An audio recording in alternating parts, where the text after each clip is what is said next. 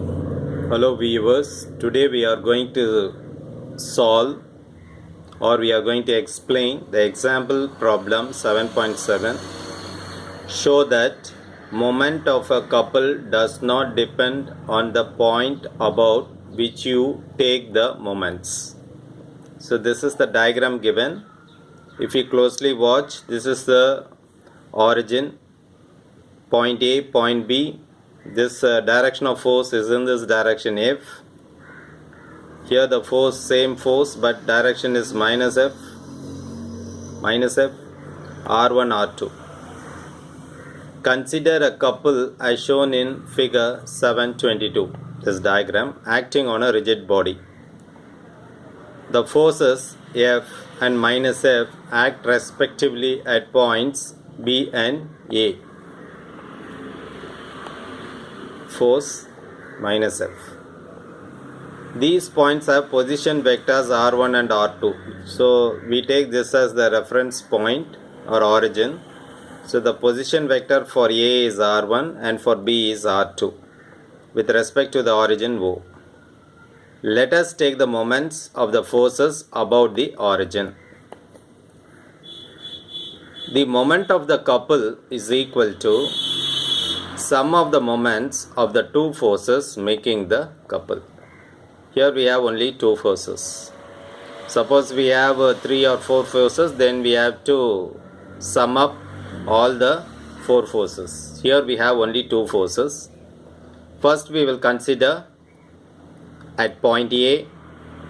So R1 cross product with minus F plus R2 is the distance of the point B and the force applied at B is F, therefore R2 cross product with F. Now what I do is I am interchanging these two. So R2 cross F I am writing first, then this minus sign, R1 cross F. Force F is common term, so you can bring that term outside. So finally we have R2 minus R1 cross product with F.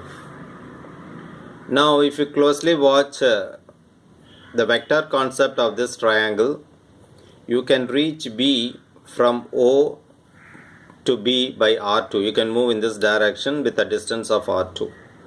Or you can take the another route, you can go from O to A and then from A to B to reach the same point. That is, to reach B, you can go either by O to B traveling a distance of R2, or you can take up another route O to A and then from A to B to reach the same point B. Therefore we can write R1 plus AB is equal to R2. So this is basically vector addition. Therefore we can write AB is equal to R2 minus R1. So what we can do is, in the place of R2 minus R1 we can substitute AB. So now what you have, AB cross product with F. The moment of the couple therefore is AB cross F. So clearly this is independent of the origin. That means we don't have R1, R2, or we don't have any reference about the origin. It can be anything. We need not bother about that.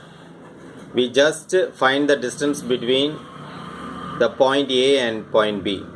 Okay, that's all, and the forces, two forces. So clearly this is independent of the origin. We don't, if you look at the final formula, we don't include the reference point or the origin. Clearly this is independent of the origin, the point about which we took the moments of the forces. So this makes us understand that the final moment is totally independent of the origin. Thanks for watching this problem. Nandri.